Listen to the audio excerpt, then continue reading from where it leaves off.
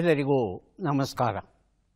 ಥಟ್ ಅಂತ ಹೇಳಿ ಕ್ವಿಜ್ ಕಾರ್ಯಕ್ರಮಕ್ಕೆ ತಮಗೆಲ್ಲ ಸ್ವಾಗತ. ಎಲ್ಲರಿಗೂ ವರಮಹಾಲಕ್ಷ್ಮಿ ಹಬ್ಬದ ಶುಭಾಶಯಗಳನ್ನು ಅರ್ಪಿಸ್ತಾ ಇದ್ದೇವೆ. ಭಾರತಾದ್ಯಂತ ಆಚರಿಸುವ ಕೆಲವು ಹಬ್ಬಗಳಲ್ಲಿ ವರಮಹಾಲಕ್ಷ್ಮಿ ಹಬ್ಬವೂ ಸಹ ಒಂದು. ಈ ಹಬ್ಬದ ಶುಭ ಸಂದರ್ಭದಲ್ಲಿ ವಿಶೇಷವಾದ ಥಟ್ ಅಂತ ಹೇಳಿ ಕ್ವಿಜ್ ಕಾರ್ಯಕ್ರಮವನ್ನು ನಡೆಸ್ಕೊಡ್ತಾ ಇದ್ದೇವೆ. ಈ ಕಾರ್ಯಕ್ರಮದಲ್ಲಿ ಭಾಗವಹಿಸೋದಕ್ಕೆ ಬಂದಿದ್ದಾರೆ ನಮ್ಮ ಅತಿಥಿ ಗಣ್ಯರು. ಅವರು ಹೇಗೆ ಹಬ್ಬವನ್ನು ಆಚರಿಸ್ತಾರೆ, ಈ ಹಬ್ಬ ಅವರ ಮೇಲೆ ಯಾವ ರೀತಿ ಪ್ರಭಾವವನ್ನು ಬೀರಿದೆ, ಒಟ್ಟಾರೆ ಈ ಮಹಾಲಕ್ಷ್ಮಿ ಹಬ್ಬದ ಸಂಪೂರ್ಣ ಆಶಯ, ಇದರ ಬಗ್ಗೆ ತಿಳ್ಕೊಳ್ಳೋಕ್ಕೆ ಪ್ರಯತ್ನ ಪಡೋಣ. ಮೊದಲಿಗೆ ಅವರ ಪರಿಚಯವನ್ನು ಮಾಡಿಕೊಳ್ಳೋಣ. ಅಮೃತ ಅವರೇ, ಸ್ವಾಗತ ಕಾರ್ಯಕ್ರಮಕ್ಕೆ. Thank you sir. ಮೊದಲಿಗೆ ತಮಗೂ ಹಾಗೂ ವಾಹಿನಿಯವ್ರಿಗೂ ಎಲ್ಲರಿಗೂ ಸಮಸ್ತ ನಾಡಿನ ಜನತೆಗೂ ವರಮಹಾಲಕ್ಷ್ಮಿ ಹಬ್ಬದ ಶುಭಾಶಯಗಳು. ಬಹಳ ಸಂತೋಷ. ಹಿರಿತೆರೆ ಕಲಾವಿದೆಯಾಗಿ, ನಿರೂಪಿಕೆಯಾಗಿ ತಮ್ಮದೇ ಆದ ಸ್ಥಾನವನ್ನು ಗಳಿಸಿದ್ದೀರಿ. ನಿಮ್ಮಿಂದ ಒಂದಷ್ಟು ಹಬ್ಬದ ಬಗ್ಗೆ ತಿಳ್ಕೊಳ್ಳೋ ಆಸೆ. ಕಾರ್ಯಕ್ರಮಕ್ಕೆ ಸ್ವಾಗತವನ್ನು ಕೋರ್ತಾ ಇದ್ದೇವೆ. ತಮ್ಮ ಜೊತೆ ಬಂದಿದ್ದಾರೆ ರಂಜಿನಿ ಕೀರ್ತಿಯವರು. ನಮಸ್ತೆ ಸರ್. ರಂಜಿನಿ ಕೀರ್ತಿಯವರನ್ನು ಹೇಗೆ ಹೇಳಬೇಕೋ ಗೊತ್ತಾಗ್ತಾ ಇಲ್ಲ ಅವ್ರ ಬಗ್ಗೆ. ಶಾಸ್ತ್ರೀಯ ಕಲಾವಿದೆ, ಶಾಸ್ತ್ರೀಯ ಸಂಗೀತವನ್ನು ಕಲಿತಿದ್ದಾರೆ, ಅದ್ಭುತವಾದ ನಿರೂಪಿಕೆ. ಯಾಕಂದರೆ ಅವರ ಅನೇಕ ಕಾರ್ಯಕ್ರಮಗಳಲ್ಲಿ ನಾನು ಪ್ರತ್ಯಕ್ಷವಾಗಿ ಭಾಗವಹಿಸಿದ್ದೇನೆ. ಅವರ ಕಲಾ ಚಾತುರ್ಯ ಏನಿದೆ ಅದನ್ನು ಕಂಡಿದ್ದೇನೆ. ಧ್ವನಿಯನ್ನು, ಸಾಹಿತ್ಯವನ್ನು ಮತ್ತು ಸಮಯ ಉಚಿತತೆ ಏನಿದೆ ಅದನ್ನು ಬಹಳ ಚೆನ್ನಾಗಿ ಕರಗತ ಮಾಡಿಕೊಂಡಿದ್ದಾರೆ ರಂಜಿನಿಯವರು. ಜೊತೆಗೆ ಡಾಕ್ಟರೇಟ್ ಸಹ ಇಷ್ಟರಲ್ಲೇ ಪಡೆಯಲಿದ್ದಾರೆ. ಇದು ತುಂಬ ಖುಷಿ ಕೊಡುವಂಥ ವಿಚಾರ. ರಂಜಿನಿಯವರೇ, ಸ್ವಾಗತ. ಧನ್ಯವಾದಗಳು ಸರ್. ನಿಮಗೂ ದೂರದರ್ಶನ ಕೇಂದ್ರದ ಸಮಸ್ತ ಸಿಬ್ಬಂದಿ ವರ್ಗಕ್ಕೂ ಮತ್ತು ನಾಡಿನ ಜನತೆಗೂ ಈ ಹಬ್ಬದ ಶುಭಾಶಯಗಳನ್ನ ಸಲ್ಲಿಸ್ತಾ, ನಿಮ್ಮಿಂದ ಈ ಹೊಗಳಿಕೆ ಮಾತುಗಳನ್ನ ಕೇಳೋದು ಖುಷಿನೂ ಆಗುತ್ತೆ, ಅದೇ ಸಮಯಕ್ಕೆ ಒಂದು ಸ್ವಲ್ಪ ಮುಜುಗರನೂ ಆಗುತ್ತೆ. ನನ್ನ ಸೌಭಾಗ್ಯ, ನಾನು ನಿರೂಪಣೆ ಮಾಡಿದ ಅನೇಕ ಕಾರ್ಯಕ್ರಮಗಳಲ್ಲಿ ನಿಮ್ಮ ಉಪಸ್ಥಿತಿಯಲ್ಲಿ ಆ ಕಾರ್ಯಕ್ರಮವನ್ನು ನಡೆಸ್ಕೊಡೋ ಅಂಥ ಒಂದು ಅವಕಾಶ ಸಿಕ್ಕಿದ್ದು ನನ್ನದೊಂದು ಭಾಗ್ಯ ಅಂತ ಅಂದ್ಕೋತೀನಿ.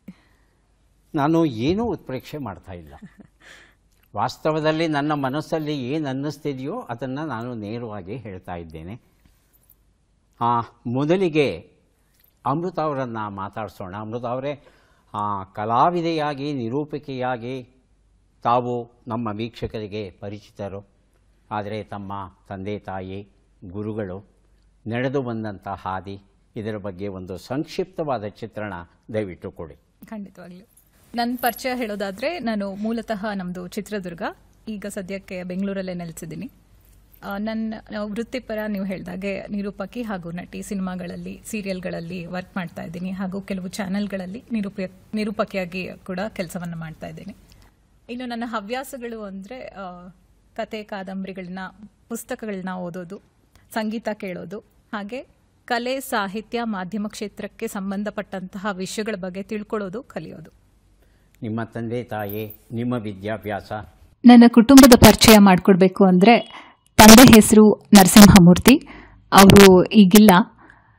ನನ್ನ ತಾಯಿ ಹೆಸರು ಸರಸ್ವತಿ, ಎಕ್ಸ್ ಜಿಲ್ಲಾ ಪಂಚಾಯತ್ ಮೆಂಬರ್. ನನಗೆ ಇಬ್ಬರು ತಮ್ಮಂದರು ಇದ್ದಾರೆ. ಇನ್ನು ನನ್ನ ತಂದೆ ತಾಯಿ ಕೂಡ ಅಷ್ಟೇ, ನಮಗೆ ಒಂದು ಜೀವನದ ಮೌಲ್ಯಗಳಿರಬಹುದು, ಟ್ರೆಡಿಷನಲ್ ವ್ಯಾಲ್ಯೂಸ್, ಆಚಾರ ವಿಚಾರಗಳು, ಇದನ್ನೆಲ್ಲ ಬಾಲ್ಯದಿಂದಲೇ ನಮಗೆ ತಿಳಿಸ್ಕೊಟ್ಟಿದ್ದಾರೆ. ಆಮೇಲೆ ಅವ್ರು ಯಾವತ್ತೂ ನಮಗೆ ಇದನ್ನೇ ಮಾಡಿ ಅದನ್ನೇ ಮಾಡಿ ಅಂತ ಪ್ರೆಷರೈಸ್ ಮಾಡಿರಲಿಲ್ಲ. ಸೊ ನಾವು ಯಾವುದೇ ಒಂದು ವಿಷಯವನ್ನು ಆಸಕ್ತಿಯಿಂದ ಕಲಿಬೇಕು ಅಂದ್ರೂ ತುಂಬಾ ಎನ್ಕರೇಜ್ ಮಾಡಿದ್ದಾರೆ. ಅವ್ರು ಯಾವಾಗಲೂ ಹೇಳ್ತಾ ಇದ್ದಿದ್ದು ಒಂದೇ, ಜ್ಞಾನ ಸಂಪಾದನೆ ಮಾಡಿ ಹೆಚ್ಚು ಹೆಚ್ಚು ತಿಳ್ಕೊಳ್ಳಿ ಅಂತ. ಇವತ್ತು ನಾವು ಹೇಗೆ ಎಲ್ಲೇ ಬದುಕ್ತೀವಿ ಧೈರ್ಯವಾಗಿ ಅಂತ ಒಂದು ಆತ್ಮವಿಶ್ವಾಸ ಏನಾದರೂ ಇದ್ದರೆ ಅದಕ್ಕೆ ನನ್ನ ತಂದೆ ತಾಯಿನೇ ಕಾರಣ. ಇನ್ನು ನನ್ನ ಸ್ಕೂಲಿಂಗ್ ಬಗ್ಗೆ ಹೇಳಬೇಕು ಅಂದರೆ, ಈ ತುಂಬಾ ಕಲ್ಚರಲ್ ಆ್ಯಕ್ಟಿವಿಟೀಸಲ್ಲಿ ನಾನು ಆ್ಯಕ್ಟಿವ್ ಆಗಿ ಪಾರ್ಟಿಸಿಪೇಟ್ ಮಾಡ್ತಾ ಇದ್ದೆ. ಡಾನ್ಸ್, ಡ್ರಾಮಾ, ಸ್ಕಿಟ್, ಇನ್ನು ಲಿಟ್ರೇಚರ್ ಆಗಿರಬಹುದು, ಸ್ಪೋರ್ಟ್ಸ್ ಆಗಿರ್ಬೋದು. ನನ್ನ ಟೀಚರ್ಸ್ ಮತ್ತು ಲೆಕ್ಚರರ್ಸ್ ತುಂಬಾ ಎನ್ಕರೇಜ್ ಮಾಡ್ತಾಯಿದ್ರು. ಅಲ್ಲಿ ಒಂದು ನನ್ನಲ್ಲಿ ಒಂದು ಇಚ್ಛೆ ಆಗಿರಬಹುದು, ಆಸಕ್ತಿ ಇರ್ಬೋದು, ಅದೇನು ಬೆಳೆದಿದೆ ಅದೇ ನನ್ನ ಒಂದು ಮಾಧ್ಯಮ ಕ್ಷೇತ್ರಕ್ಕೆ ಬರೋದಕ್ಕೆ ಕಾರಣ ಅಂತ ಹೇಳಿದ್ರೆ ತಪ್ಪಾಗೋದಿಲ್ಲ. ತುಂಬ ಸಂತೋಷ ಅಮೃತ ಅವರೇ. ರಂಜಿನಿಯವರೇ, ತಾವು ಶಾಸ್ತ್ರೀಯ ಸಂಗೀತದಲ್ಲಿ ಅಧಿಕೃತ ಪದವಿಯನ್ನು ಪಡೆದಿದ್ದೀರಿ. ವಿದುಷಿ ಅಂತ ನಿಮ್ಮನ್ನು ಪರಿಚಯ ಮಾಡಬೇಕಾಗಿತ್ತು, ಹಾಗೆ ಮಾಡಲಿಲ್ಲ. ವಿದುಷಿನೂ ಇದು ಕಲೆ ವಿಚಾರಕ್ಕೆ ಬಂದಾಗ ನಿರಂತರವಾಗಿ ವಿದ್ಯಾರ್ಥಿಗಳಾಗಿರ್ತೀವಿ. ಅಂದರೆ ಪರೀಕ್ಷೆ ಆಗಿದೆ ಅನ್ನೋ ಒಂದು ಕಾರಣದಿಂದ ವಿದುಷಿ ಅಂತ ಕರ್ಕೊಳ್ತೀವಿ. ಬಿಟ್ಟರೆ ಕಲಿಕೆ ನಿರಂತರವಾಗಿರೋ ಕಾರಣ ವಿದ್ಯಾರ್ಥಿ ರಂಜನಿ ಅನ್ನೋದು ಬಹುಶಃ ಎಲ್ಲದಕ್ಕಿಂತ ಹೆಚ್ಚು ಇಷ್ಟು ಕೇಳೋದಕ್ಕೆ ಇಷ್ಟ ಆಗುತ್ತೆ ಅದನ್ನು.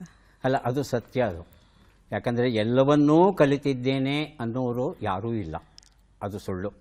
ಪ್ರತಿ ಕ್ಷಣವೂ ಕಲಿತಾನೇ ಇರ್ತೀವಿ. ಸಾಯುವ ಕೊನೆಯ ಕ್ಷಣದಲ್ಲೂ ನಾವು ವಿದ್ಯಾರ್ಥಿಗಳೇ, ಕಲಿತಾ ಇರ್ತೇವೆ. ಹಾಗಾಗಿ ಕಲಿಕೆಗೆ ಕೊನೆ ಇಲ್ಲ ಅನ್ನೋದು ಸತ್ಯ. ಆದರೆ ತಮ್ಮ ಗುರು ಪರಂಪರೆಯನ್ನು ಈ ಕ್ಷಣದಲ್ಲಿ ನೆನಪಿಸ್ಕೊಳ್ಳೋದು, ಗೌರವ ಸೂಚಿಸೋದು, ಹಾಗೆ ತಮ್ಮ ಹೆತ್ತವರ ಬಗ್ಗೆ ಪರಿಚಯ ಮಾಡಿಕೊಟ್ರೆ ಚೆನ್ನಾಗಿರುತ್ತೆ. ಅದು ನನ್ನ ಸೌಭಾಗ್ಯ ಅಂದ್ಕೊಂಡು ಅವ್ರ ಬಗ್ಗೆ ಒಂದೆರಡು ಮಾತುಗಳು. ನಮ್ಮ ಮನೆಯಲ್ಲಿ ಬಹುತೇಕ ಎಲ್ಲರೂ ಶಿಕ್ಷಕ ವೃತ್ತಿಯನ್ನು ಮಾಡ್ತಿದ್ದಂಥವ್ರು. ಅಮ್ಮ ತುಂಬ ಒಳ್ಳೆ ಮ್ಯಾಥ್ಸ್ ಟೀಚರು, ದೊಡ್ಡಮ್ಮ, ಅಕ್ಕ, ಅತ್ತೆ ಎಲ್ಲರೂ ಶಿಕ್ಷಕರು. ಟೀಚರ್ಸ್ ವಟಾರ ಅಂತ ಕರೀತಾ ಇದ್ರು ಅದನ್ನು. ಹಾಗಾಗಿ ಓದೋದು ಒಂದು ಬಹಳ ಸ್ವಾಭಾವಿಕವಾಗಿ ಅಲ್ಲಿಂದ ಬಂತು. ಒಂದು ಪರಂಪರೆ ಏನಿತ್ತು ಅಂತಂದರೆ ಒಬ್ಬೊಬ್ಬರ ಮನೆಗೆ ಒಂದೊಂದು ಮಾಸಿಕ ಪತ್ರಿಕೆಗಳನ್ನ, ಮ್ಯಾಗ್ಝಿನ್ಗಳನ್ನ ತರಿಸೋದು. ಹಾಗಾಗಿ ಎಲ್ರಿಗೂ ಎಲ್ಲಾವುದು ಓದೋದಕ್ಕೆ ಸಿಗುತ್ತೆ ಅಂತ. ನಮಗೆ ಮೊದಲು ಓದೋದಕ್ಕೆ ಸಿಕ್ಕಂಥವು ಕಥೆ, ಕಾದಂಬರಿಗೆ ಮೊದಲು ಸಿಕ್ಕಿದ್ದು ಇವೆಲ್ಲ. ಹಾಗಾಗಿ ಓದುವಿಕೆಗೆ ಭಾಳ ಮಹತ್ವವನ್ನು ಕೊಡ್ತಿದ್ದಂಥ ಎಲ್ಲ ಶಿಕ್ಷಕರು. ತಾಯಿ ಮ್ಯಾಥ್ಸ್ ಟೀಚರು, ತಂದೆ ಬಾಟಾ ಇಂಡಿಯಾ ಲಿಮಿಟೆಡಲ್ಲಿ ಕೆಲಸ ಮಾಡ್ತಾಯಿದ್ರು, ಈಗ ನಿವೃತ್ತರಾಗಿದ್ದಾರೆ. ಭಾಳ ಚಿಕ್ಕ ವಯಸ್ಸಿನಲ್ಲಿ ಅಮ್ಮ ಸಂಗೀತ ಪಾಠ ಹೇಳಿಸ್ಬೇಕು ಅಂತ ಮೊದಲಿಗೆ ರಾಜಮ್ಮ ಕೇಶವಮೂರ್ತಿ ಅವರಲ್ಲಿ ಸೇರಿಸಿದ್ರು. ಅವ್ರ ಹತ್ರ ಕೆಲವು ವರ್ಷಗಳು ಕಲಿತು ನಂತರ ಶ್ರೀಮತಿ ಸತ್ಯವತಿ ಅವರು, ಎಸ್ ಸತ್ಯವತಿ ಅವರ ಹತ್ರ ಕೆಲವು ವರ್ಷಗಳ ಪಾಠ ಆಯಿತು. ಆಮೇಲೆ ಕೆಲವು ತಿಂಗಳು ಆಶಾ ಜಗದೀಶ್ ಅವ್ರ ಹತ್ರ. ನಂತರ ಒಂದು ಉನ್ನತ ಅಭ್ಯಾಸಕ್ಕಾಗಿ ಒಂದು ನನ್ನ ಜೀವನದ ಒಂದು ಮಹತ್ತರ ಘಟ್ಟ ಅದು. ಈ ನಾಡಿನ ಮತ್ತು ದೇಶದ ಅತಿ ಹೆಮ್ಮೆಯ ಹಿರಿಯ ವಿದ್ವಾಂಸರಾದಂಥ ಗಾನಕಲಾಭೂಷಣ ವಿದ್ವಾನ್ ಡಾಕ್ಟರ್ R.K. ಪದ್ಮನಾಭ ಸರ್ ಅವರಲ್ಲಿ ಶಿಷ್ಯವೃತ್ತಿ ಮಾಡೋ ಅಂಥ ಒಂದು ಅವಕಾಶ ಸಿಕ್ಕಿ ಈಗ ಸುಮಾರು 16 ವರ್ಷಗಳಿಂದ ಅವರ ಒಂದು ಮಾರ್ಗದರ್ಶನದಲ್ಲಿ ಕಲಿಯೋ ಒಂದು ಸೌಭಾಗ್ಯ ಸಿಕ್ತು. ಇದರ ಮಧ್ಯೆ ಇಂಜಿನಿಯರಿಂಗ್ ಓದ್ತಿರುವಾಗ, ಅದ್ರ ಕೆಲಸ ಮಾಡ್ತಿರೋವಾಗ್ಲೂ ಎಲ್ಲೋ ಒಂದು ಕಡೆ ಈ ಸಂಗೀತ, ಸಾಹಿತ್ಯ ಇದರ ಒಂದು ತುಡಿತನೇ ಹೆಚ್ಚಾಗಿತ್ತು. ಅಲ್ಲಿದ್ದರೂ ನನ್ನ ಮನಸ್ಸು ಇಲ್ಲಿ ಇಂಥ ಚಟುವಟಿಕೆಗಳಲ್ಲೇ ಹೆಚ್ಚಾಗಿ ಇರ್ತಾಯಿತ್ತು. ಹಾಗಾಗಿ ಒಂದಿನ ನಿರ್ಧಾರ ಮಾಡಿ, ಇಲ್ಲ ಸಂಪೂರ್ಣವಾಗಿ ಇದರಲ್ಲಿ ತೊಡಗಿಸ್ಕೊಳ್ಳೋಣ, ಸಂಗೀತಕ್ಕೆ ಹೆಚ್ಚು ಸಮಯ ಬೇಕು ಅಂತ ಅನಿಸಿ ಇಂಜಿನಿಯರಿಂಗ್ ವೃತ್ತಿಯನ್ನು ಬಿಟ್ಟು ಸಂಗೀತ ಮತ್ತು ನಿರೂಪಣೆ ಕ್ಷೇತ್ರದಲ್ಲಿ, ಆ ಹೊತ್ತಿಗೆ ದೂರದರ್ಶನ ಕೇಂದ್ರದಲ್ಲಿ ವಾರ್ತಾವಾಚಕಿಯಾಗಿ ಆಯ್ಕೆ ಆಯಿತು. ಅದು ಮತ್ತೊಂದು ಬಹಳ ಮುಖ್ಯವಾದಂಥ ಒಂದು ಘಟ್ಟ. ಅಲ್ಲಿಂದ ಬೇರೆಯದೇ ಒಂದು ಪ್ರಪಂಚ ತೆರೆದುಕೊಳ್ತು. ವಾರ್ತಾವಾಚನ, ನಿರೂಪಕಿಯಾಗಿ ಅನೇಕ ಕಡೆ, ಮತ್ತು ಇಲ್ಲಿ ಕಲಿತ ಪಾಠಗಳಿಂದ FM ರೈನ್ಬೋ RJ ಆಗಿ ಆಯ್ಕೆ ಆಗೋದಕ್ಕೆ ಭಾಳ ಸುಲಭ ಆಯಿತು. ಏನು ಈ ಕನ್ನಡದ ಒಂದು ಪ್ರೀತಿ ಮನೆಯಲ್ಲಿ ಪ್ರಾರಂಭ ಆಗಿತ್ತಲ್ಲ, ಅದು ಒಂದು ಬೇರೆ ಒಂದು ಎತ್ತರಕ್ಕೆ ಹೋಗಿದ್ದದ್ದು ಬಹುಶಃ ಈ ದೂರದರ್ಶನ ಮತ್ತು ಆಕಾಶವಾಣಿ ಅಲ್ಲಿ ಕಲಿತಂಥ ಪಾಠದಿಂದ. ಹಾಗಾಗಿ ಇವತ್ತಿಗೂ ದೂರದರ್ಶನಕ್ಕೆ ಬರೋದು ಅಂದರೆ ತವ್ರ ಮನೆಗೆ ಬರೋ ಅಷ್ಟು ಒಂದು ಸಡಗರ ನಮಗೆ. ಅದರ ನಂತರ ಜೈನ್ ವಿಶ್ವವಿದ್ಯಾಲಯದಲ್ಲಿ ಮಾಸ್ಟರ್ಸ್ ಇನ್ ಮ್ಯೂಸಿಕ್. ಗುರುಗಳೇ ಅಪ್ಪಣೆ ಮಾಡಿ, ಇಲ್ಲ ನೀನು ಇದನ್ನು ಗಂಭೀರವಾಗಿ ತಗೊಳ್ಬೇಕು, ಯಾಕೆಂದರೆ ಸಂಗೀತ ಶಾಸ್ತ್ರದಲ್ಲಿ ಬಹಳ ಆಸಕ್ತಿ ಇತ್ತು ಮತ್ತು ಸಂಶೋಧನೆಯಲ್ಲಿ. ಇಲ್ಲಿ ನಾವು ಹಾಡೋದು, ಕೇಳೋದು, ಇದರ ಆಚೆಗೆ ಏನೋ ಇದೆಯಲ್ಲ, ಇದ್ರ ಇತಿಹಾಸ, ಚರಿತ್ರೆ ಇನ್ನೂ ನಾವು ಓದಿರೋದು ಸಾಲದಲ್ಲ ಅಂತ ಅನ್ನಿಸ್ತಾ ಇತ್ತು. ಆಗ ಮಾಸ್ಟರ್ಸ್ ಇನ್ ಮ್ಯೂಸಿಕ್ ಜೈನ್ ಯೂನಿವರ್ಸಿಟಿಯಲ್ಲಿ ಮಾಡಿದ್ದು. ಈಗ PhD ಸಂಶೋಧನೆ ಸಹ ಜೈನ್ ವಿಶ್ವವಿದ್ಯಾಲಯದಲ್ಲೇ. ವಿಷಯ ತಗೊಂಡಿದ್ದೀರಿ PhD? ನಮ್ಮ ಒಂದು ಕಲಿಕೆಯ ಒಂದು ವ್ಯವಸ್ಥೆ ಏನಿದೆ ಅದರಲ್ಲಿ ಮುಂದಿನ ಪೀಳಿಗೆಗೆ ನಾವು ಶಾಸ್ತ್ರೀಯ ಸಂಗೀತವನ್ನು ದಾಟಿಸ್ಬೇಕು ಅಂದರೆ ಈಗ ನಾವು ಏನು ಮಾಡ್ತಿದ್ದೀವಿ ಅದು ಸಾಲದೇನೋ ಅಂತ. ಯಾಕೆಂದರೆ ನನ್ನ ಬೆಳಗುಗಳು ಪ್ರಾರಂಭ ಆಗ್ತಿದ್ದು ಅಮ್ಮ ಅಡುಗೆ ಮನೆಯಲ್ಲಿದ್ದಾರೆ ಅಂತಂದರೆ ಆಕಾಶವಾಣಿ ಪ್ರಾರಂಭ ಆಗಿರ್ತಿತ್ತು, ಒಂದು ಸುಶ್ರಾವ್ಯವಾದ ಹಾಡು ಕೇಳಿಸ್ತಿತ್ತು. MS ಸುಬ್ಬಲಕ್ಷ್ಮಿ ಅವರ ಸುಪ್ರಭಾತ ಅವರ ಗಾಯನದಿಂದ ದಿನ ಪ್ರಾರಂಭ ಆಗ್ತಿತ್ತು. ಆದರೆ ಈಗ ಹಾಗಿಲ್ಲ. ದಿನಗಳು, ಊಟ, ಬೇರೆಯೇ ಒತ್ತಡದಲ್ಲಿ ಮಕ್ಕಳು ಇರ್ತಾರೆ. ಹಾಗಾಗಿ ಶಾಸ್ತ್ರೀಯ ಸಂಗೀತವನ್ನು ಅವರಿಗೆ ತಲುಪಿಸ್ಬೇಕು ಅಂದರೆ ಇವತ್ತಿನ ಅವರ ವೇಗಕ್ಕೆ ಅನುಗುಣವಾಗಿ ನಾವು ಏನೇನೆಲ್ಲ ಮಾಡಿದ್ರೆ ಶಾಲೆಯ ಒಂದು ಪರಿಸರದಲ್ಲೇ ಶಾಸ್ತ್ರೀಯ ಸಂಗೀತವನ್ನು ತಲುಪಿಸಬಹುದು ಅಂತ. ಹಾಗಾಗಿ innovative concepts to incorporate classical music at secondary schools, ಇದು ನನ್ನ ಸಂಶೋಧನೆಯ ಒಂದು ವಿಷಯ. ಬಹಳ ಸಂತೋಷ ರಂಜನಿಯವರೇ, ಬೇಗ ಡಾಕ್ಟರೇಟ್ ಸಿಗಲಿ ಅಂತ ನಮ್ಮ ವೀಕ್ಷಕರ ಪರವಾಗಿ ಹಾರೈಸ್ತಾ ಇದ್ದೇನೆ. ಧನ್ಯವಾದಗಳು ಸರ್, ನಿಮ್ಮ ಆಶೀರ್ವಾದ ಸಾಧ್ಯ ಆಗಲಿ ಅಂತ ಕೇಳ್ಕೊತೀನಿ. ಅಮೃತ ಅವರೇ, ಈ ನಿರೂಪಣೆ ಬಹಳ ಸುಲಭವಾದದ್ದು ಅಂತ ಜನ ಭಾವಿಸ್ತಾರೆ, ಆದರೆ ನನ್ನ ಲೆಕ್ಕದಲ್ಲಿ ನಿರೂಪಣೆ ಅಷ್ಟು ಸುಲಭ ಅಲ್ಲ. ಖಂಡಿತವಾಗಿ ಒಂದು ಕಾಲದಲ್ಲಿ ನಿರೂಪಕನಾಗಿ ಒಂದಷ್ಟು ಕೆಲಸವನ್ನು ಮಾಡಿದ್ದೇನೆ, ಹಾಗಾಗಿ ನನ್ನ ಲೆಕ್ಕದಲ್ಲಿ ಇದು ಸುಲಭದ ಕೆಲಸ ಅಲ್ಲ. ತಮ್ಮ ಅನುಭವ ಹೇಗೆ? ಈ ನಿರೂಪಣಾ ಕಾರ್ಯವನ್ನು ಸಮರ್ಥವಾಗಿ ನಿಭಾಯಿಸಬೇಕಾದ್ರೆ ಸಿದ್ಧತೆಗಳು ಏನೇನು ಬೇಕು? ನಿರೂಪಣೆ ಅಂದರೆ ನಿಜಕ್ಕೂ ಚಾಲೆಂಜಿಂಗ್ ಸರ್. ಆ್ಯಕ್ಟಿಂಗ್ ಒಂದು ಲೆವೆಲಲ್ಲಿ ನಾವು ಆ ಪಾತ್ರದೊಳಗೆ ನಾವು ಇನ್ವಾಲ್ವ್ ಆಗಿ ಮಾಡಿಬಿಡ್ಬೋದು. ಬಟ್ ನಿರೂಪಣೆ ಅಂತ ಬಂದಾಗ ನಮ್ಮ ಭಾಷೆ ಸ್ಪಷ್ಟವಾಗಿರಬೇಕು, ವಿಷಯದ ಬಗ್ಗೆ ಸರಿಯಾದ ಮಾಹಿತಿ ಇರಬೇಕು, ಜ್ಞಾನ ಇರಬೇಕು. ನಾವು ಯಾರನ್ನಾದರೂ ಇಂಟರ್ವ್ಯೂ ಮಾಡ್ತಾ ಇದ್ದೀವಿ ಅಂದರೆ ಆ ವ್ಯಕ್ತಿಯನ್ನು ಒಂದು ಸಂಕ್ಷಿಪ್ತವಾಗಿ ಪರಿಚಯ ಮಾಡ್ಕೊಂಡಿರಬೇಕು, ಒಂದು ಹಿನ್ನೆಲೆ ಬ್ಯಾಕ್ಗ್ರೌಂಡ್ ಅಂತ ತಿಳ್ಕೊಂಡಿರಬೇಕು. ಅದರಲ್ಲೂ ಎಸ್ಪೆಷಲಿ ಕರೆಂಟ್ ಅಫೇರ್ಸ್ ಬಗ್ಗೆ ನಾವು ಯಾವಾಗಲೂ ಅಪ್ಡೇಟ್ ಆಗ್ತಾನೆ ಇರಬೇಕು. ಪ್ರೆಸೆನ್ಸ್ ಆಫ್ ಮೈಂಡ್ ಅಂತೂ ತುಂಬಾ ಇಂಪಾರ್ಟೆಂಟ್ ನಿರೂಪಣೆಯಲ್ಲಿ. ಹಾಗೆ ನಿರೂಪಣೆ ಅಂತ ಬಂದಾಗ ಅದರಲ್ಲೇ ವೆರೈಟಿ ಆಫ್ ಆ್ಯಂಕರಿಂಗ್ ಸ್ಟೈಲ್ ಇರುತ್ತೆ. ಈಗ ನಾವು ವಾರ್ತೆಯನ್ನು ಒಂದು ರೀತಿ ನಿರೂಪಣೆ ಮಾಡಿದ್ರೆ, ಸಿನಿಮಾ ಅಥವಾ ಎಂಟರ್ಟೈನ್ಮೆಂಟ್ ರಿಲೇಟೆಡ್ ಅಂದರೆ ಅದಕ್ಕೆ ಇನ್ನೊಂದು ರೀತಿಯಾದಂತಹ ಆ್ಯಂಕರಿಂಗ್ ಇರುತ್ತೆ, ಪೊಲಿಟಿಕಲ್ ಬೇರೆ ಥರ ಇರುತ್ತೆ. ಈ ರೀತಿ ಅದು ನಿಜಕ್ಕೂ ಚಾಲೆಂಜಿಂಗ್ ಜಾಬ್ ಅಂತಲೇ ಹೇಳಬೇಕು. ಅವ್ರು ಹೇಳಿದ್ದು ಎಲ್ಲದಕ್ಕೂ ಇನ್ನೊಂದು ಎಸ್. ರಂಜಿತಿಯವರೇ, ನಾನು ಕಂಡ ಹಾಗೆ ತಮ್ಮ ನಿರೂಪಣಾ ಶೈಲಿಯಲ್ಲಿ ತುಂಬ ತುಂಬ ತುಂಬ ಎದ್ದು ಕಾಣೋದು ಅಂದರೆ ತಾವು ಮಾಡುವಂಥ ಹೋಮ್ವರ್ಕ್. ಅದ್ರ ಬಗ್ಗೆ ಒಂಚೂರು ಹೇಳ್ತೀರಾ? ಈ ಹೋಮ್ವರ್ಕ್ ಒಂದು ಕಾರ್ಯಕ್ರಮದ ಸಿದ್ಧತೆಗೆ ಬಂದರೆ ನನಗದು ಹಿಂದಿನ ದಿನ ಕೂತು ಮಾಡೋ ಅಂಥದ್ದು ಮಾತ್ರ ಅಥವಾ ಅಷ್ಟಕ್ಕೆ ಸೀಮಿತವಾಗಿರುವಂಥದ್ದು ಅಂತ ಎಂದೂ ಅನಿಸಿಲ್ಲ. ಅದು ಬೇಕೇ ಬೇಕು. ಒಂದು ಕಾರ್ಯಕ್ರಮ ಏನಿದೆ, ಆ ಕಾರ್ಯಕ್ರಮದ ರೂಪುರೇಷೆ ಏನು, ಯಾರು ಬರ್ತಿದ್ದಾರೆ ಅತಿಥಿಗಳು, ಅವರ ಒಂದು ಸಾಧನೆಗಳೇನು ತಿಳ್ಕೊಳ್ಳೋದು ಎಷ್ಟು ಮುಖ್ಯನೋ, ನಾವು ಯಾವುದೇ ಕಾರ್ಯಕ್ರಮದ ಹಂಗಿಲ್ಲದೇನೂ ಸಹ ನಿರಂತರವಾಗಿ ಏನು ಓದ್ತಿರ್ತೀವಿ ನಮ್ಮನ್ನು ಕಾಪಾಡೋದು ಬಹುತೇಕ ಸಮಯಗಳಲ್ಲಿ ಅದು ಅನ್ನೋದು ಬಲವಾದ ನನ್ನ ನಂಬಿಕೆ. ನಾಡಿ ಮಿಡಿತ ಕೊಟ್ಟರೆ ನಮಗೆ ಹಿಂದಿನ ದಿನ ನಾವು ಕಾರ್ಯಕ್ರಮದ ರೂಪುರೇಷೆ ಬಗ್ಗೆ ಸಿದ್ಧತೆ ಮಾಡ್ಕೊಳ್ಬಹುದು.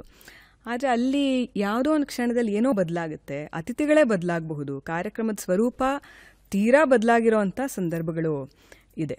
ಆ ಸಂದರ್ಭದಲ್ಲಿ ನಮಗೆ ಹಿಂದಿನ ದಿನದ ತಯಾರಿ ಎಷ್ಟರ ಮಟ್ಟಿಗೆ ಅಲ್ಲಿ ನಮಗೆ ಉಪಯೋಗಕ್ಕೆ ಬರುತ್ತೆ ಅಂದರೆ ನಿರಂತರವಾದಂಥ ತಯಾರಿ ಎಷ್ಟರ ಮಟ್ಟಿಗೆ ಉಪಯೋಗಕ್ಕೆ ಬರುತ್ತೆ. ಅವ್ರು ಹೇಳಿದ ಹಾಗೆ ನಮ್ಮ ಸುತ್ತಮುತ್ತ ನಡೀತಿರೋದ್ರ ಬಗ್ಗೆ ಒಂದು ಗಮನ ಇರಲೇಬೇಕು. ಎಲ್ಲರೂ ಎಲ್ಲ ವಿಷಯದಲ್ಲೂ ಆಳವಾಗಿ ತಿಳ್ಕೊಂಡಿರೋದಕ್ಕೆ ಸಾಧ್ಯ ಇಲ್ಲ. ಆದರೆ ನಿರೂಪಣೆ ಅಂತ ಬಂದರೆ ಎಲ್ಲ ವಿಚಾರದ ಬಗ್ಗೆ ಒಂದು ಮಟ್ಟ, ಒಂದು ಲೇಯರ್, ಒಂದು ಕೊನೆ ಪಕ್ಷ ಒಂದು ಅದರ ಮೇಲ್ಮೈ ವಿಚಾರವನ್ನಾದರೂ ನಾವು ತಿಳ್ಕೊಂಡಿರಲೇಬೇಕಾದಂಥ ಪರಿಸ್ಥಿತಿ. ಹಾಗಾಗಿ ಇದು ಒಂದು ದಿನದ ಹೋಮ್ವರ್ಕ್ ಅಂತ ಯಾವತ್ತೂ ಅನಿಸಿಲ್ಲ.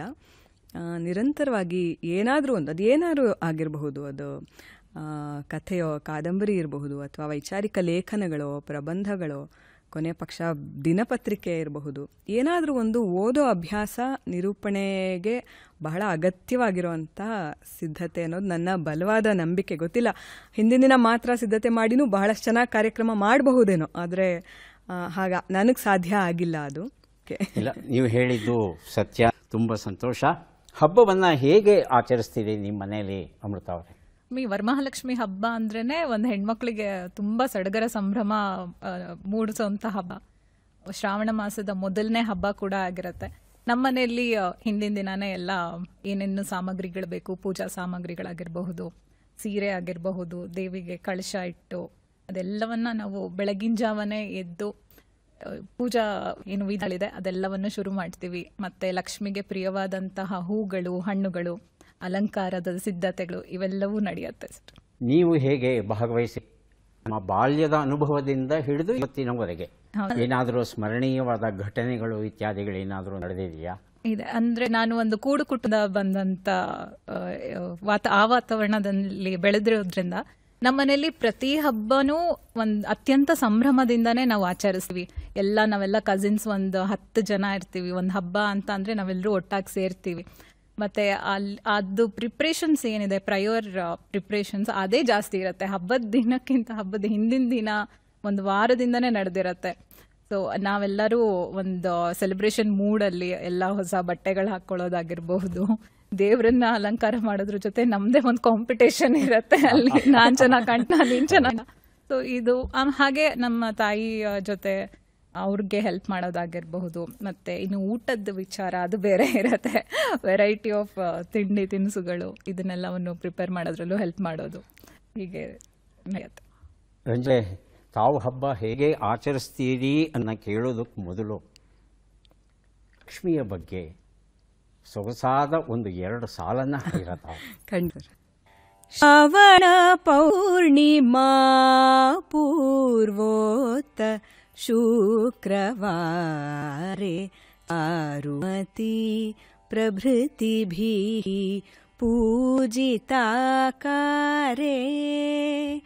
ದೇವಾದಿ ಗುರುಗುಹ ಸಮರ್ಪಿತ ಮಣಿಮಯ ಹಾರೆ ದೀನ ಜನ ಸಂರಕ್ಷಣ ನಿಪುಣ ಕನಕಧಾರೆ ಭಾವನಾ ಭೇದ ಚತುರೆ ಭಾರತೀ ಸನ್ನ ಕೈವಲ್ಯ ತರಣ ಪರೆ ಕಾಂಕ್ಷಿತ ಭಕ್ತಕರೇ ವರಲಕ್ಷ್ಮೀ ನಮಸ್ತುಭ್ಯಂ ವಸುಪ್ರದೇ ಸಾರಸಪದೇ ರಸಪದೇ ಸಪದೇ ಪದೇ ಪದೇ ಶ್ರೀವರಲಕ್ಷ್ಮೀ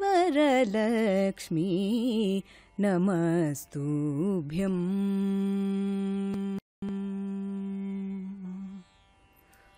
ಸೊಗಸಾಗಿ ಹಾಡಿದ್ರೆ ಅಂಜನಿಯವರೇ, ಹೇಗೆ ಹಬ್ಬ ಆಚರಿಸ್ತೀರಿ ನಿಮ್ಮ ಮನೇಲಿ? ವರಮಹಾಲಕ್ಷ್ಮಿ ವಿಚಾರಕ್ಕೆ ಒಂದು ನಮ್ಮ ಈ ಹಬ್ಬಗಳ ಒಂದು ಪರಂಪರೆ ಮತ್ತು ಆಚರಣೆ ವಿಧಾನದಲ್ಲಿ ಒಂದನ್ನು ನಾವು ಬಹಳ ಹತ್ತಿರದಿಂದ ಗಮನಿಸಿದ್ರೆ ಇಲ್ಲಿ 3 ಹಂತಗಳನ್ನು ನಾವು ನೋಡ್ತೀವಿ: ಪೂಜೆ, ವ್ರತ, ಉಪಾಸನೆ. ಇದರ ಎಲ್ಲದಕ್ಕಿಂತ ಕಠಿಣವಾಗಿರುವಂಥದ್ದು ಉಪಾಸನೆ. ಶ್ರೀವಿದ್ಯಾ ಉಪಾಸನೆ, ದೇವಿ ಉಪಾಸನೆ ಭಾಳ ಕಠಿಣವಾದಂಥದ್ದು. ನಂತರ ಬರುವಂಥದ್ದು ವ್ರತ. ಅದಕ್ಕೊಂದು ನಿಯಮ ಇರಬೇಕು, ಅದಕ್ಕೆ ಈ ವಿಧಾನಗಳು ಇರುವಂಥದ್ದು. ನಂತರ ಬರುವಂಥದ್ದು ಪೂಜೆ. ವರಮಹಾಲಕ್ಷ್ಮಿ ವಿಚಾರಕ್ಕೆ ಬಂದರೆ ನಮ್ಮನೇಲಿ ಪೂಜೆ, ಅದು ವ್ರತ ಅಂದರೆ ಕಳಶವನ್ನು ಇಟ್ಟು ದೇವಿಗೆ ಸೀರೆಯನ್ನು ಉಡಿಸಿ ಆ ಪದ್ಧತಿ ಇಲ್ಲ. ಅಂದರೆ ಈ ಮನದಲ್ಲಿ ನನ್ನ ತಂದೆ ತಾಯಿ ಮನೆಯಲ್ಲೂ ಅಷ್ಟೇ, ಮತ್ತು ನಾನು ಮದುವೆಯಾಗಿ ಬಂದ ಮೇಲೆ ಅತ್ತೆ ಮಾವನ ಮನೆಯಲ್ಲೂ ವ್ರತದ ಒಂದು ವಿಧಾನ ಅಲ್ಲ, ಪೂಜೆಯ ವಿಧಾನ. ಹಾಗಾಗಿ ಎಲ್ಲ ಹಬ್ಬಗಳ ಒಂದು ಸಡಗರ ಸಂಭ್ರಮ ಈ ಹಬ್ಬಕ್ಕೂ ಇರುತ್ತೆ. ಪೂಜೆ ಒಂದು ಸರಿಯಾದಂಥ ಆ ವೇಳೆಯಲ್ಲಿ ಪ್ರಾರಂಭ ಮಾಡೋದ್ರಿಂದ ಹಿಡಿದು ಹೇಗೆ ನಮ್ಮ ಒಂದು ಸನಾತನ ಪರಂಪರೆ ಹೇಳ್ಕೊಟ್ಟಿದೆ ಅಥವಾ ಹಿರಿಯರು ಹೇಗೆ ಮಾಡ್ಕೊಂಡು ಬಂದಿದ್ದಾರೆ, ಶುಭ್ರವಾಗಿ ಶುಭ್ರ ವಸ್ತ್ರವನ್ನು ಧರಿಸಿ ಸುಮಂಗಲಿಯರನ್ನ ಅರಿಯುವಂಥದ್ದು, ಅವರಿಗೆ ಅರಿಶಿನ ಕುಂಕುಮ ಬಾಗುನವನ್ನು ಕೊಡುವಂಥದ್ದು, ಮತ್ತು ಸಿಹಿ ಅಡುಗೆ ಒಬ್ಬಟ್ಟು ಇದನ್ನೆಲ್ಲ ಮಾಡುವಂಥದ್ದು. ಅಂದರೆ ನಮಗೆ ಹಬ್ಬ ಮತ್ತು ಅಡುಗೆ ಬೇರೆ ಅಂತ ಅನ್ಸೋದಿಲ್ವ, ಅದು ಭಾಳ ಒಂದು ಮುಖ್ಯವಾಗುವಂಥ ಭಾಗವಾಗಿರುತ್ತೆ. ಇನ್ನು ಸಂಗೀತಗಾರರು ಹಾಡುಗಾರರಾದ್ರಂತೂ ಶ್ರಾವಣ ಮಾಸದಲ್ಲಿ ಹಬ್ಬಗಳ ದಿನ ಮನೆಯಲ್ಲಿ ಇರೋವಂಥ ಸಂದರ್ಭ ಸಿಗುತ್ತಾ ಅನ್ನೋದನ್ನು ನೋಡ್ತಾ ಇರ್ತೀವಿ. ಕಾರ್ಯಕ್ರಮಗಳು ಬಂದರೆ, ಕಚೇರಿ ಬಂದರೆ ಅಲ್ಲಿನ ಒಂದು ಪರಿಸ್ಥಿತಿಗೆ, ಆ ಒಂದು ಮನಸ್ಥಿತಿಲಿ, ಆ ಮನೋಧರ್ಮದಲ್ಲಿ ಕಾರ್ಯಕ್ರಮ ಇದೆ.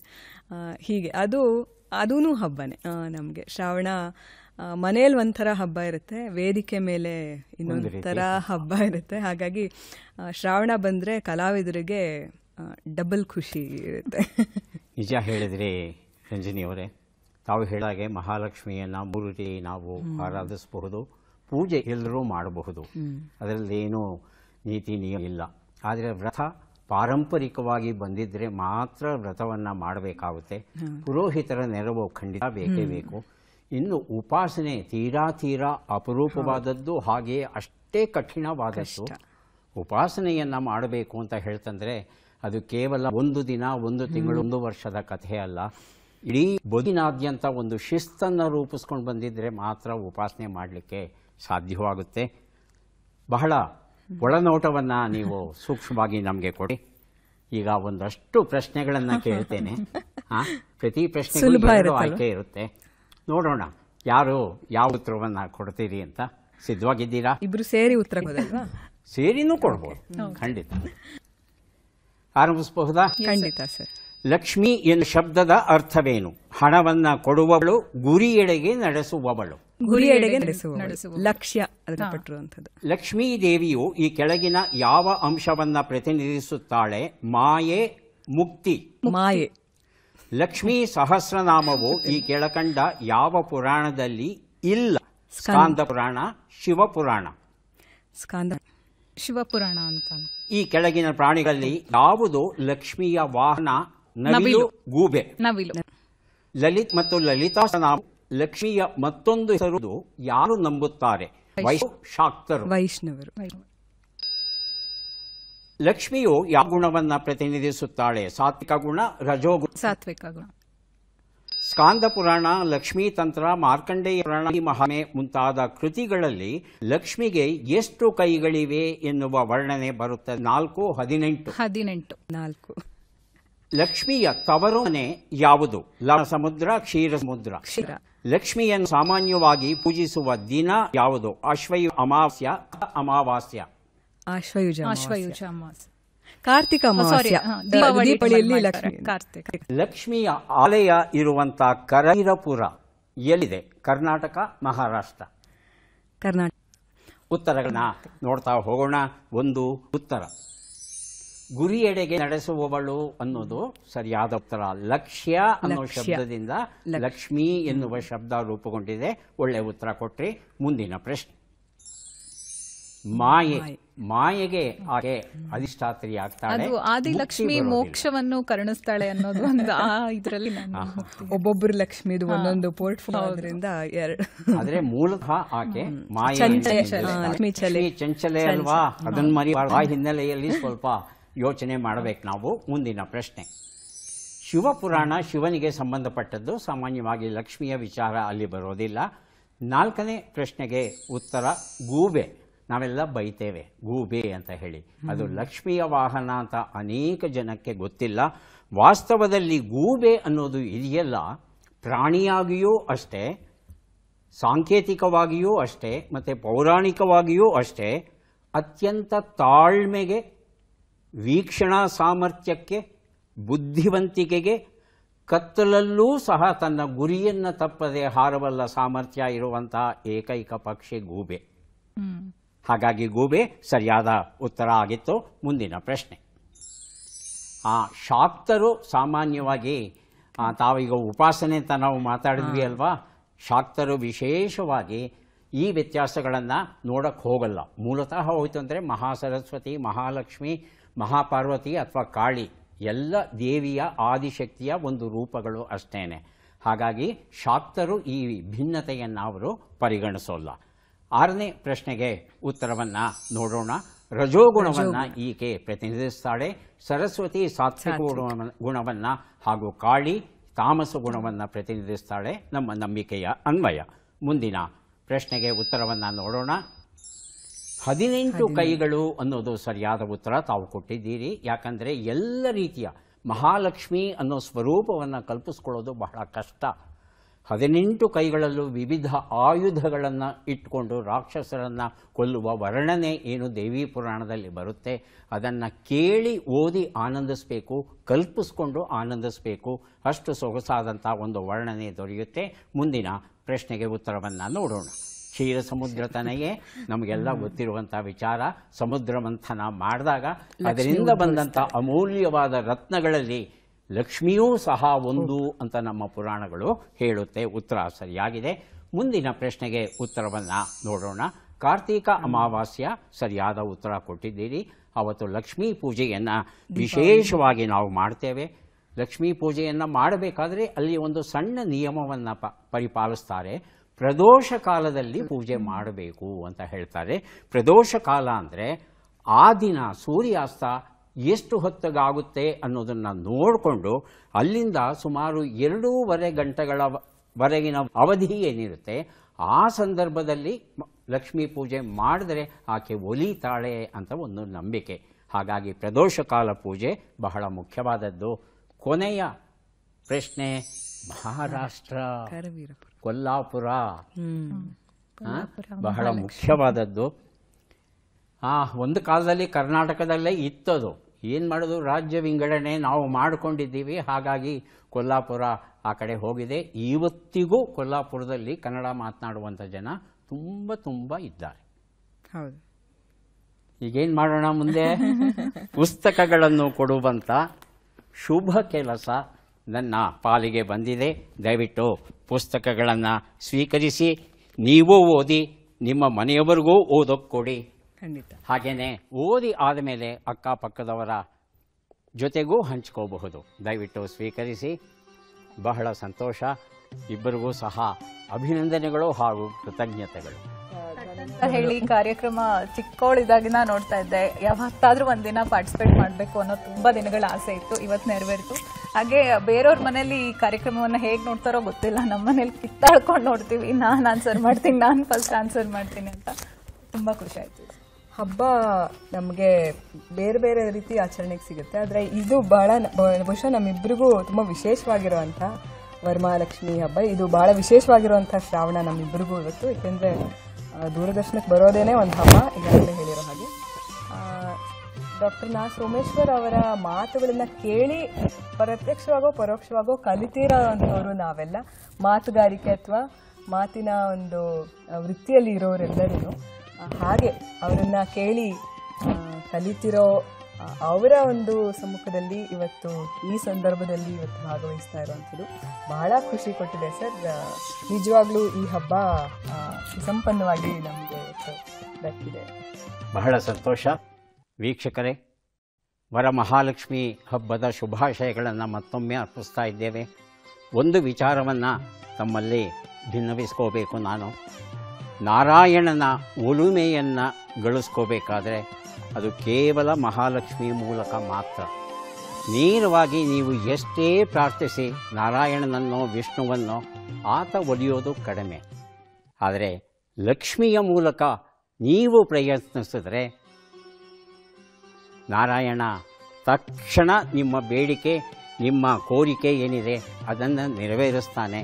ಹಾಗಾಗಿ ಈ ಹಬ್ಬದ ದಿನದಂದು ಭಕ್ತಿಪೂರ್ವಕವಾಗಿ ಮಹಾಲಕ್ಷ್ಮಿಯನ್ನು ಆರಾಧಿಸಿ ಆಕೆಯ ಕೃಪೆ ತಮಗೆಲ್ಲ ದೊರೆಯಲಿ, ನಾಡಿಗೆಲ್ಲ ದೊರೆಯಲಿ, ಈ ಜಗತ್ತಿಗೆಲ್ಲ ದೊರೆಯಲಿ ಅಂತ ಪ್ರಾರ್ಥಿಸ್ತಾ ಮತ್ತೆ ಭೇಟಿಯಾಗೋಣ.